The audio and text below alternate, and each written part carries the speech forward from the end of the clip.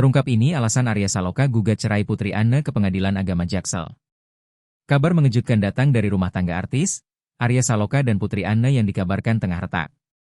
Kabar itu muncul karena adanya gugatan cerai yang masuk ke Pengadilan Agama Jakarta Selatan, berkas dimasukkan oleh Arya Saloka. Humas Pengadilan Agama Jakarta Selatan, Suryana menyampaikan bahwa Arya Saloka mendaftarkan gugatan cerainya kepada Putri Anne ke pengadilan pada 15 April 2025. Arya Saloka masuk perkaranya terdaftar dengan nomor perkaranya terregister 1208 PDT-G 2025 PA_Jaksel, kata Suryana di Pengadilan Agama Jakarta Selatan, Rabu, 16 April 2025. Dia terdaftar secara e-court, ketika daftar pemohon didampingi kuasanya. Salah satunya dari lawyer Abdurrahman SH intinya sudah didampingi pengacara, sambungnya.